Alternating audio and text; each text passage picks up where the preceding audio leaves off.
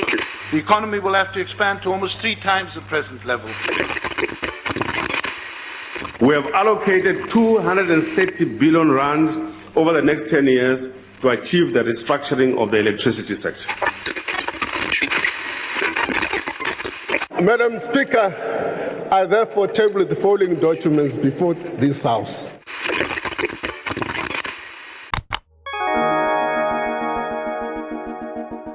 In the second part of our special coverage of the budget on The Lead, we assess the political aftermath with our senior business journalist Carol Paton.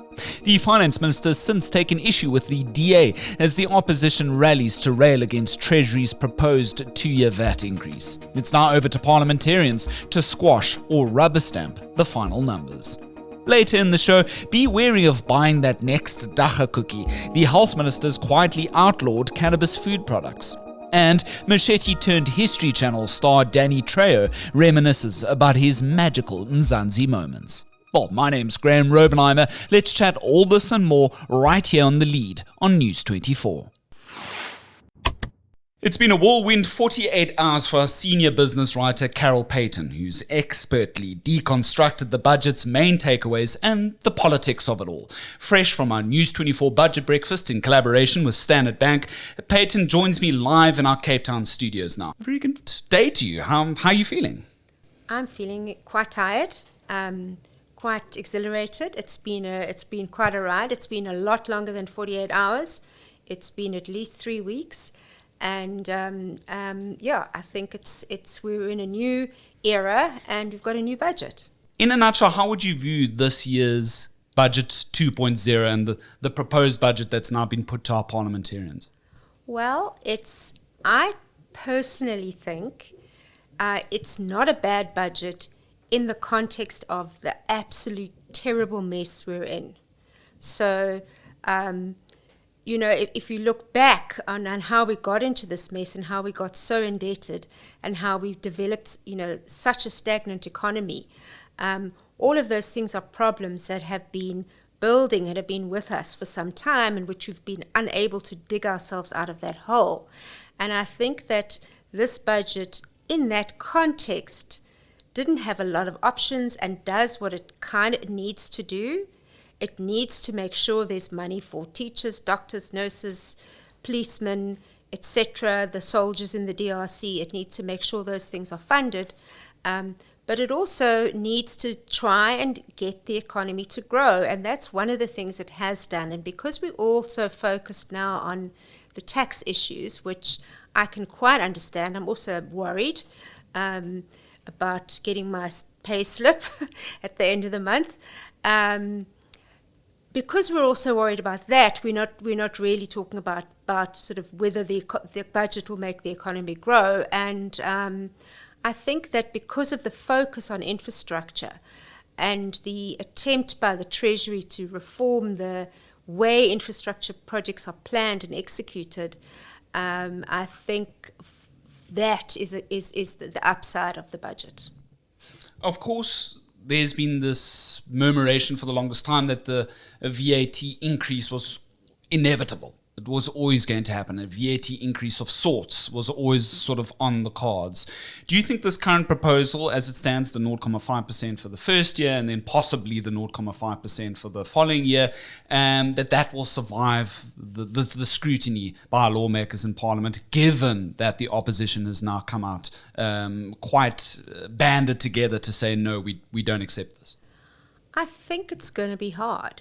And I think that the ANC is going to have to cut some sort of deal with the DA. And the DA are not saying we will never support a 0.5 percentage point increase in VAT. They are saying we can live with it, but can you give us something in return? And that's where the debate is at the moment. So they're not really, when it comes to the ANC and the DA, they're not really debating the budget and the tax increase and the numbers anymore. They've moved beyond that and they're now debating the politics of the coalition and the politics of their relationship. I think you really put the finance minister at ease to get a little bit more out of him that we perhaps didn't hear in the dome. What stood out from you in terms of your interview with the Finance Minister? Well, the most startling thing was that when he was telling us how the 2% VAT came about, because everyone was taken by surprise. Even the ANC were taken by surprise. So, and what he said was, I decided I'm always being blamed for austerity. I'm sick of austerity, and now I'm going to increase VAT by 2 percentage points. And he said he literally woke up, decided that, and phoned the DG and told him. And the DG was absolutely shocked, of course, and wanted to know if he was sure. And Godongwana said, no, he's quite sure. He's got his eye on the ball. He's sticking to it, and so that's how it came about. But as we know now, that didn't fly. It didn't fly with anyone. It didn't fly with the opposition, and it didn't fly with his own party. So he had to go back to the drawing board. And of course, he had a lot to say about the Democratic Alliance, with John Steenhuisen's tweet coming out just as Enoch had delivered his speech. I'm just going to play this clip from the breakfast budget, which I think is our sort of top headline, if you will, discussion point from the Finance Minister. Let's have a listen to that. Let me say, first and foremost, they've compromised Treasury by saying, oh, this is an ANC budget. An independent institution such as Treasury, you make it an ANC channel. In that fact, that's the first point they've done, is to compromise the Treasury Department. The second thing they've done is, having done that, is to politicize it to the extent of campaigning where we are in the GNU. Your take on that, Carol? Look, this Finance Minister was one of the people who worked behind the scenes to make sure that the coalition that we ended up with was a coalition with the DA rather than a coalition with the EFF. And so he's really put his neck on the line for it. And now he's in a situation where they don't want to play nicely. And I think partly what is going on, where you can actually see it, and he actually said it, that the more this thing goes on, the more polarized people become in their positions, and the harder it becomes to solve. Because when I look at actually what are the differences, what are the disagreements between the ANC and the DA at this point, as I said, the 0.5% VAT is not the issue here. The issue is the DA wants other things. And I can understand why they want other things, because things in South Africa have not gone well for a very long time, and they feel that they are here to change that, and yet they're not being given the space. So it is very much a political contestation that's going on. And that's obviously in response to the fact that the Bella Bill had went through, and expropriation et al., all of these sort of different legislations that the ANC had sort of pushed through, right? And the DA sort of feeling frustrated. But also on those issues, they were, even though some in the DA said, this is a red line and we'll never cross it, all of those issues, none of them were actually the red line. They could live with the Bella Bill. They can live with the Expropriation Act, which is not, we all know, is not as radical as Donald Trump thinks it is. So they could live with those things. But the thing that they can't live with is to let an opportunity to impact on the economy go to waste. And the budget is that opportunity, and that's where they want to make their impact felt. They're here to say, we want economic growth, we want jobs, and that's what we're going to focus on in a single-minded way. And so I think that this is for them the real red line.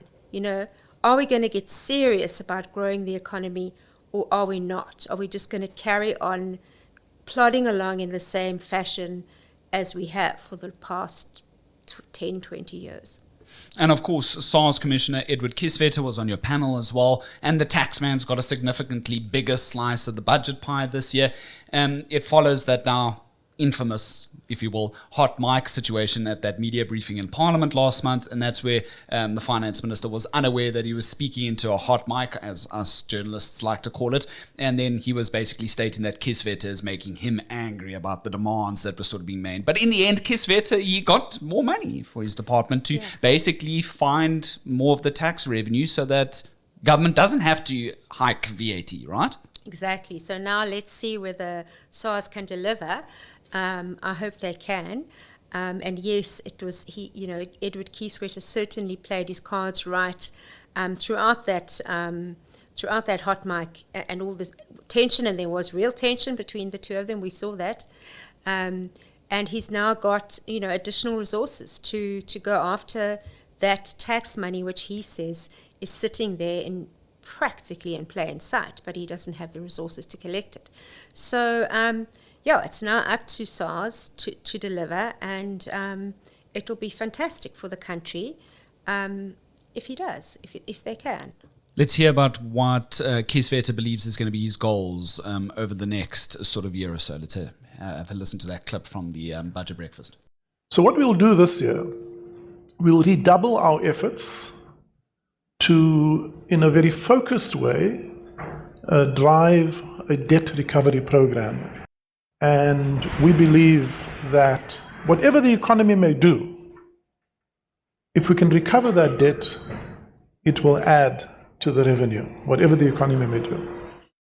Carol, in your opinion, do you think SARS can help avert a second-year VAT increase then for government and for South Africans?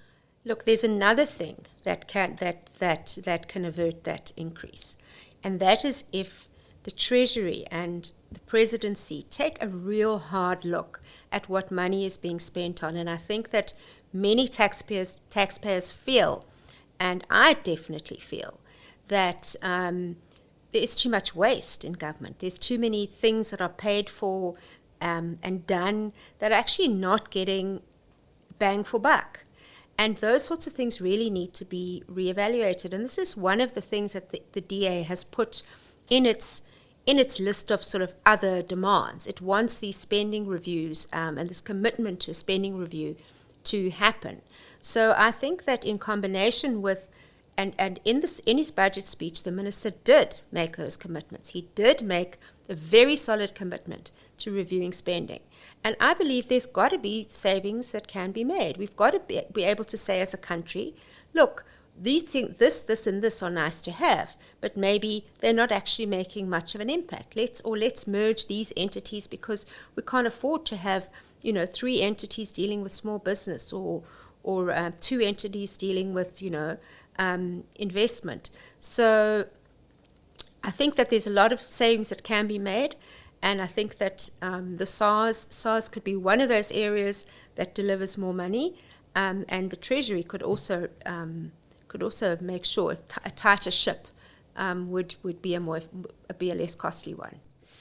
Lastly, Carol, and indulge me here, I feel like not much has been said about the market volatility on a macroeconomic scale in the wake of the Trump administration's comments and, in cases, lies about South Africa. I do feel that the bigger global push and pull factors have been overridden in this budget, if you will.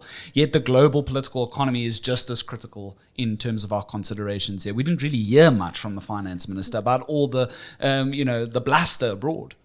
Well, he did obviously put it in the budget, and he did obviously address it in his speech. It's just that we, the media, and we, the public, are fixated on something else at the moment. So we're not actually talking about that.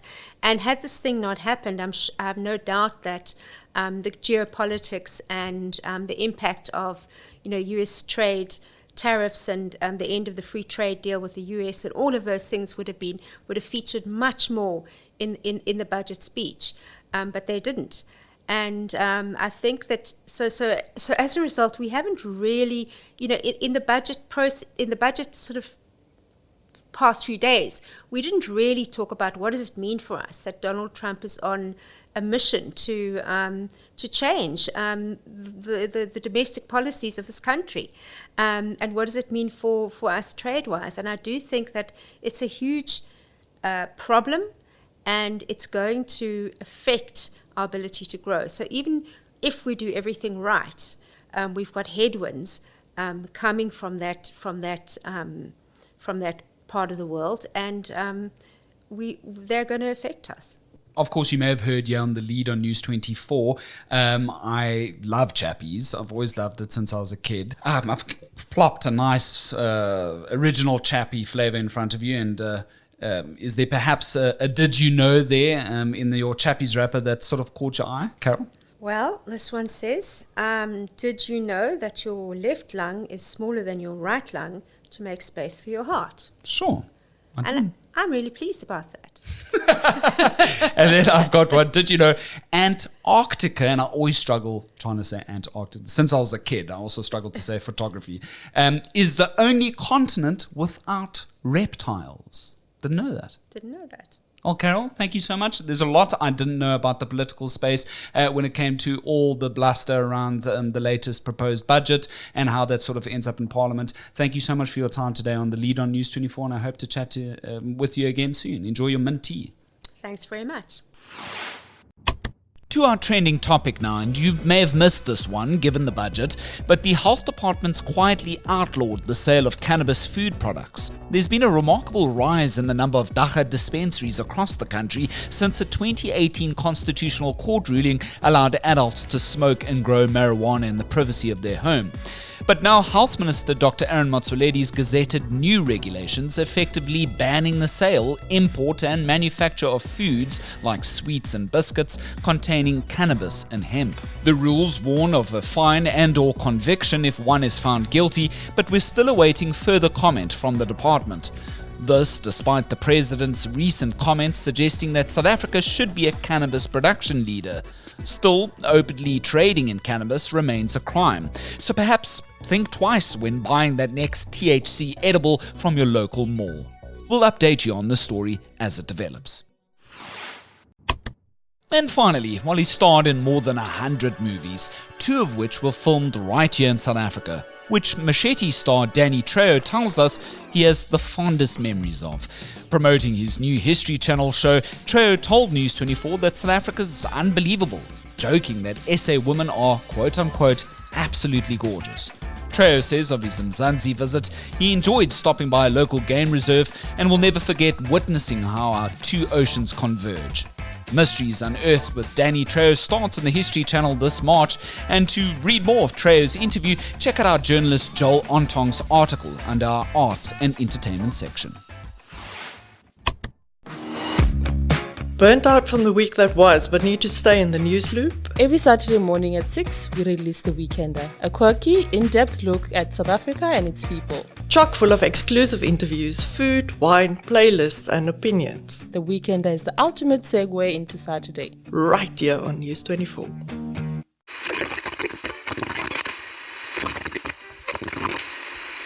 And that's been our special coverage of the budget this week. We hope you come away feeling a little bit more informed about all the numbers. If you'd like to be involved in the show going ahead, perhaps you'd like to leave a comment, something that's top of your mind, or perhaps a voice note, you can drop us a mail at tips@24.com. That's TIPS@24.com. My name's Graeme Raubenheimer. It's been an absolute pleasure bringing you these stories this week. Till our next edition, right here on the lead on News24.